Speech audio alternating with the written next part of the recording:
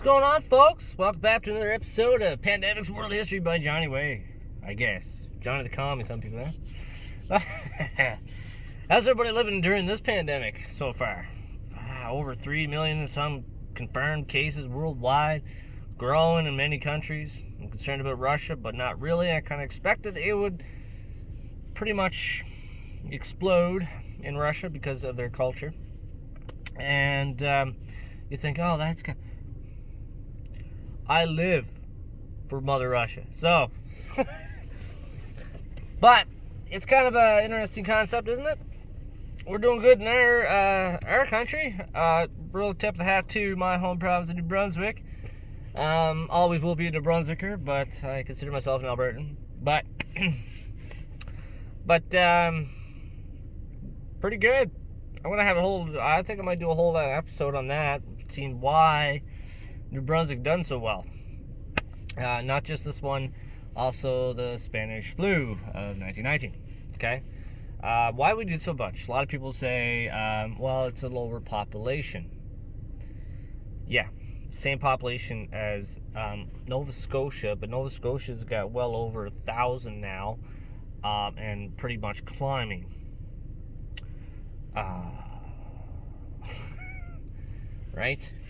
And you look, we're going to look at a lot of things of that. But we're going to talk about the next pandemic in world history. It's one of my favorite pandemics.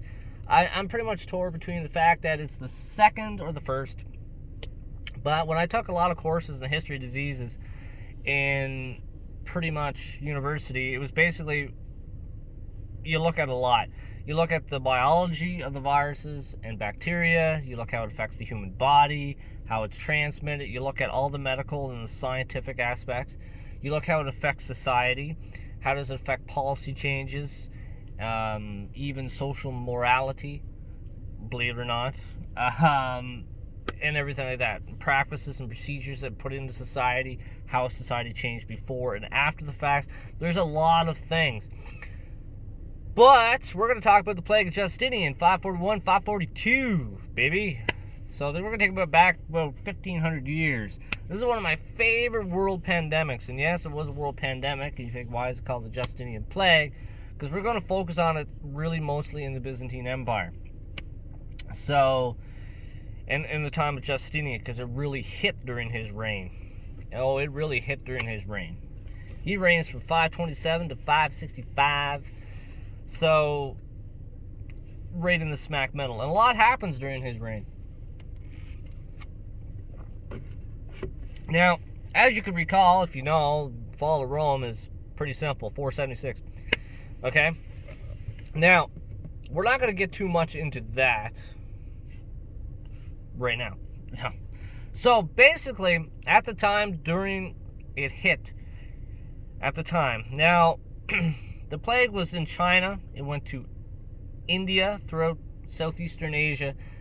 In those sources and historians in those nations at the time that wrote about it, and started to creep over to Africa. Now, it's all the same as the plague of Cyprian, it's all due to the trade routes. But this is the first really worldwide pandemic of the bubonic plague. And the Byzantine historian and scholar at the time that pretty much documents Justinian's life is Procopius of Caesarea. He pretty much 500 to 565, 566 is his lifetime. So he pretty much covers the entire reign of pretty much Justinian and Theodora, which we all know these two famous people. Or you should, or you heard tell them. Now, the thing was, in 526, pretty much to 526 to about 554-ish. Yeah, 554. Think about that time frame. Justinian's going on a massive military campaigns of reconquest or reconquering former Roman lands. So he's going against the Ostrogoths pretty much in Italy. He's going against the Vandals in northern Africa. He's going against the Visigoths in Spain. He's going against all these kingdoms, pretty much all the tribes that pretty much led to the fall of Rome officially in 476 AD. So He's going against all these kingdoms that establish themselves. Okay? Pretty quickly. 50 years later, this man hits the throne. He doesn't waste any time. As you recall, he's also known famous in the history of law in the Code of Justinian. He compiles all these things in pretty much about 529 to 534, 35. He compiles the code of all Roman laws and additional laws. He puts a lot of Christians are on this one too. Christianity values. All applied into his code. And he compiles it during those years. He's really notorious for the Hagia Sophia, which pretty much started construction in 532. Now, there's a lot of dates. Don't worry about the dates. I kind of remember the dates. But, so, Braconius actually starts, we'll go back to this. So, this is what's going on with Justinian, okay? Military conquest. A lot of peace and prosperity beginning of his reign in 527. Now, there's going to be there's going to be a lot of things. This actually became the first worldwide pandemic that was like the perfect storm. A lot of factors come into why this was so perfect. So, Braconius actually starts to realize that it starts to penetrate into Egypt. This is the first signs on the frontier of the Byzantine Empire. So, it's interesting enough. So, what's Egypt? Okay, you gotta think, what's Egypt to the Byzantine Empire? Same thing it was from the Roman world. Northern Africa was the grain basket. It was pretty much the agricultural industry of just the entire empire, but its massive food source. It was the grocery store in your town. Alright? If the town was the whole Byzantine Empire, well, we're going to Egypt, which is Sobeys. But hey, whatever, Sobeys, Atlantic Superstore, no frills, whatever you want to go to. It's pretty much in comparison. Now, the great thing about this, I love about it is he starts to see symptoms into Egypt. Now, Egypt's a grain basket. Now, bubonic plague, as we know, or you should know, is spread by black rats and fleas. Infected fleas. Okay? Now, the most amazing thing is you got to learn about black rats. Naturally, about rats, they don't go more than 100 feet or a couple hundred feet from where they're born. In a lot of cases, they don't. How do they spread all over the world? Where do they originate from? Right? Well, you got to think human endeavor for that. It's called commerce and trade. Alright? So, pretty much, the disease starts to show its symptoms, you know? And Braconius really documents all these. He documents the systems. Alone, he's doing everything else, documenting the wars of Justinian. At the same time, he's focused on this disease. And it starts showing symptoms. Big boil around the neck, under the underarms, big package in the groin. No, it's not your dick. It's just a symptom of pretty much, a big boil in your groin area. You could say it had a big package. Go for a while. You only have a couple days to live, right? You might as well joke it out. At the same time, cough up blood and be delusional and everything else. All the symptoms he describes very well. Even some people survived a couple days before dying. Some people got the symptoms and died right away. He writes all this down. So he finds out it's in Egypt, and it starts spreading throughout the empire. Now it really gets to Constantinople really quick, which is pretty much the capital of the Byzantine Empire. So you have to say, well, all these grain ships are loading up. Rats like grain. Where are they going to go? Naturally follow the food, right? They're going to hop on these grain ships, along with the fleas. It's a great thing about these massive grain houses and storehouses,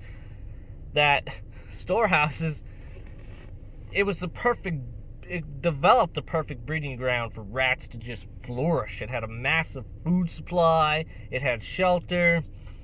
In Egypt, it was a little bit harder because cats were pretty much worshipped in Egypt. Even during this time, there was a lot of cats. Why do you think we have cats as pretty much our second best friend? I kind of argue a lot where it becomes the second or the first best friend between dogs and cats. So all this started to take place. And as it took place, well, it started spreading. It showed up at Constantinople within a couple months. These grain ships showed up, and rats started to go board, started going to grain houses. So, all across the empire in 2 years, it's on average about 6 to 7, some say 7, between 5 and 6,000 people died daily, especially in Constantinople. And especially, now, you have military campaigning at this time in Italy. It's really happening in Italy. And what do you got to do to supply an army? You need weapons, provisions, food, right? You need all this to supply these armies. Well, there goes the rats with the grain ships. There goes the rats and the fleas. Spread throughout the empire really quickly, especially right to its frontiers, and everything just came right into it. Fold in like a cabbage. So, you can pretty much figure that out, right? Now the thing is, everything at this time, when it starts in the early 540s, every historian knows we're going to pause. Now, the weather was changing, okay? Now, the food shortages was great. But the worst year that any historian knows, it is classified as the worst year in human history. 536 AD is known as the worst year in human history. Now, why? Well, Mount Krakatoa decides to erupt. There's a lot of volcanic activity in the world at this time. One of the biggest eruptions happens at Krakatoa in Asia. You think, well, that's a million miles away. Well, the world's always been a small place. On a natural scale, the world is a small place. So you have to understand that, okay, so boom, mass eruptions. And even in Iceland, there was documented too at the time. We got a lot of volcanic activity here. And remember that time back when the massive volcano, I can't quite remember, erupted in Iceland and affected all Europe? Planes were grounded, everything was grounded. The skies were with a dark brownish loom. And this is one reason why they call it the Dark Ages, because it was literally that for a decade. Now, so, it pretty much, we know the effects of that. It puts pretty much the world into a mini ice age. Shorter growing seasons, which results in what? Famine, starvation, malnutrition. So you got all this is starting to catch up, okay? Procopius actually documents the fact that it snows in Sicily and Carthage on the southern coasts of the Mediterranean world. Not just a frequent time where every now and again, every 300 years, it does snow in Egypt, but this became after documented every year. A little bit different this year, but next year we're back to it. He also documents the fact a lot of historians at the time that wrote basically documented the skies were dark. Note the Dark Ages. It was literally brownish, gray all the time. Okay? There was no blue sky. It was always a dark tint. And a really dark tint. And Procopius really describes this because he's like, it snows. The growing season's shorter. So, you're going to have all this affect the population. Now, malnutritious population, war-weary population, all this affects for the next couple of years. It drops the whole global temperature, most scientists say, about 2 to 3 degrees, which ultimately throws the balance of all ecosystems and meteorological systems out of whack. So, judging by that, so you have all these effects. We're just sorting this up. Believe it or not, in school, they talked about the plague of Justinian takes about 4 classes. We're not even looking at the surface. Okay? We're just trying to sum this up. This is fucking off the get-go here. Alright? I'm not preparing for teaching a class.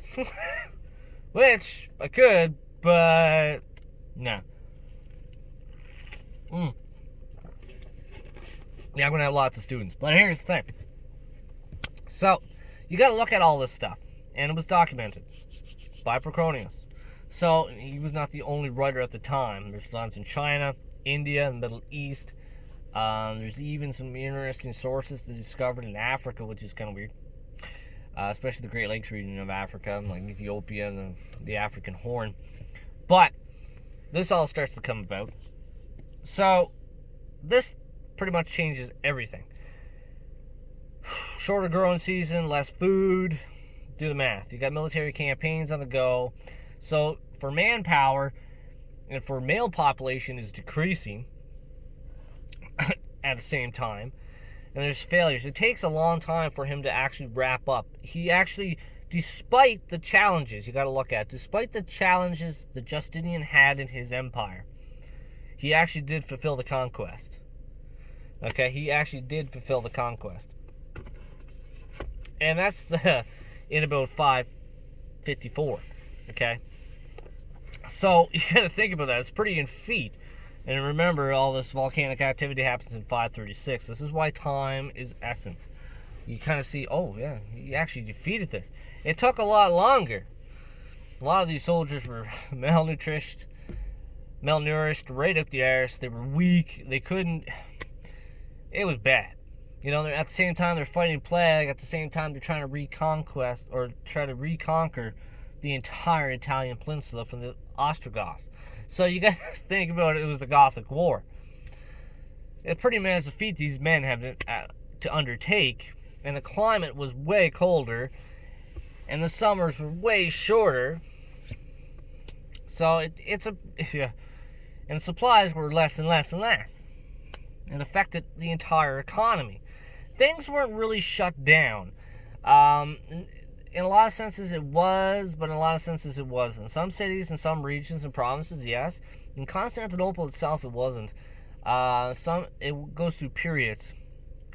But there's a lot of, and then it really becomes sporadic pretty much up until like in the 750s, all across the empire. It comes up in spurts for the next 225 years. So, right?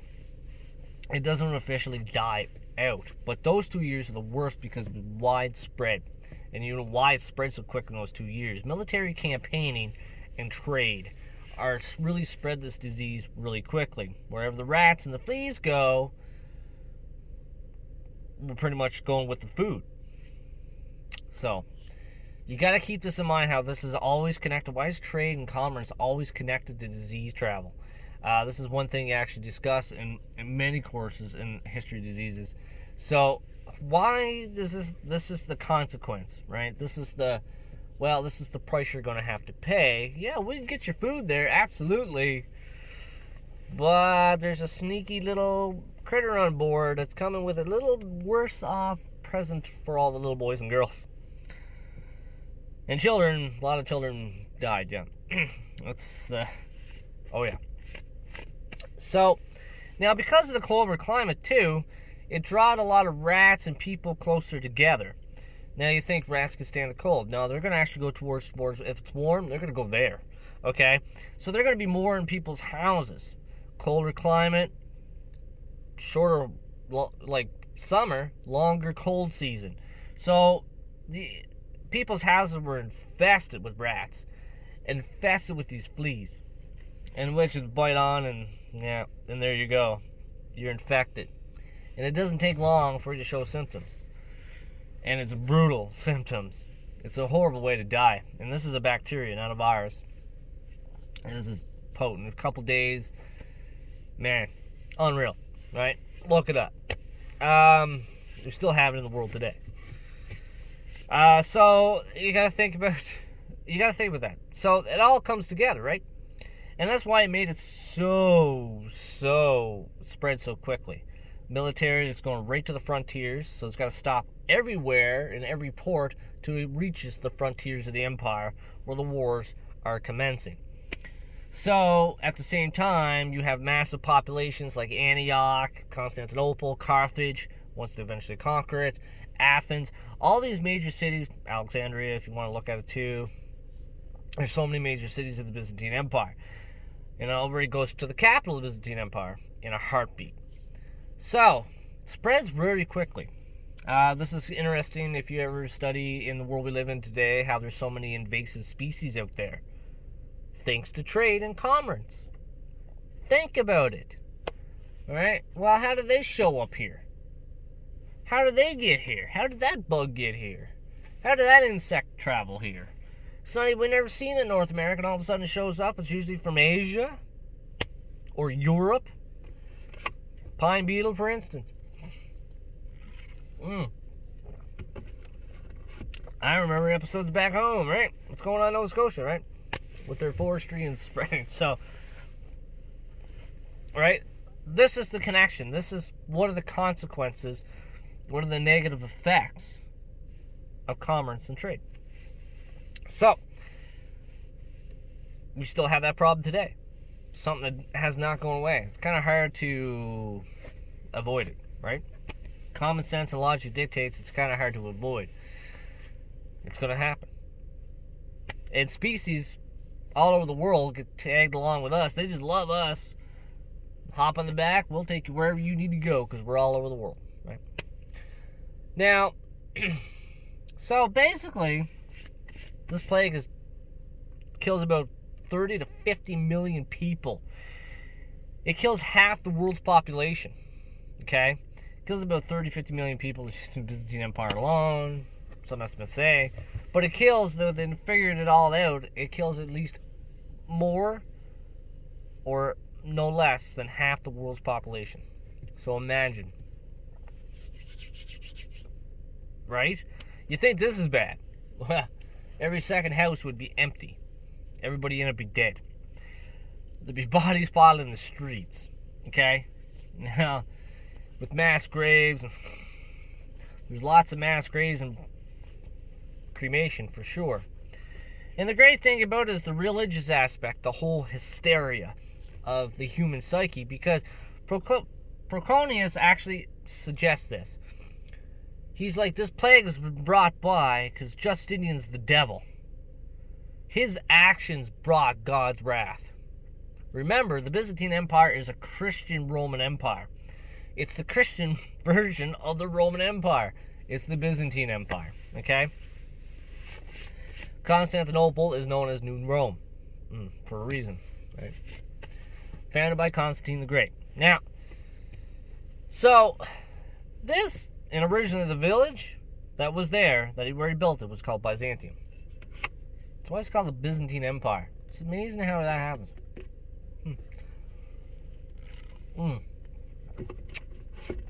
Now, I find that most people like to think that, during this time, it's like how people, like, you can't compare it to today's times.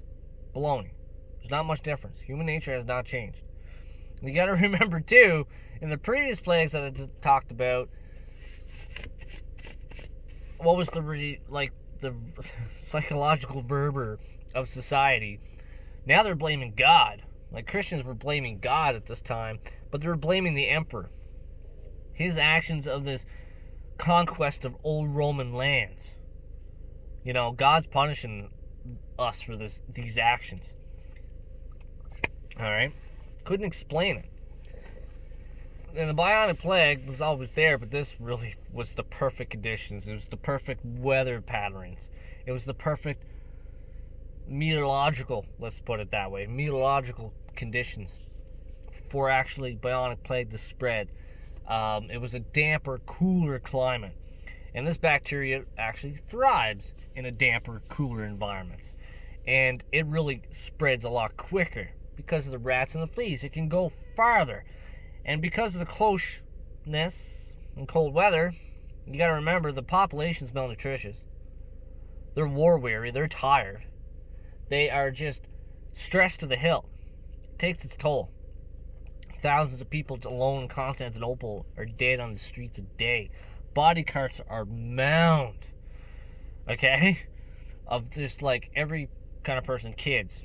Can you imagine a cart full of kids, dead bodies? Our ancestors seen this every day at this point. Right? But the good thing about religion was at that time, it's like, well, okay, they're gone to heaven. They're in a better place. Right? Now, to wrap this up, we're just going to wrap it up. So pretty much 541, 542 is the plague of Justinian. Those are the worst years. That's where it just spread rapidly. And as you can recall, it's only about 6-7 years after the fact of the worst year in world history and the events that actually shaped global patterns and changed the global temperature. This all happens again. The plague of Justinian is pretty much a forecast or a forerunner of what's to come, and it's going to be worse. It's going to be a lot worse. And even society gets a little bit worse. Okay, when we talk about Black Death, the bubonic plague, Black Death, in 1347, when it finally enters the first stage pour in Sicily. Okay, and it's interesting to know where that boat comes from. Okay, so they keep pretty good records, a little bit more in the 1300s and then in the 5s. So we're going to talk about that one next, and want to get into that one. We're just going to, all we do is about a half an hour sum up. Just to sum up. There's a lot of things we missed, absolutely.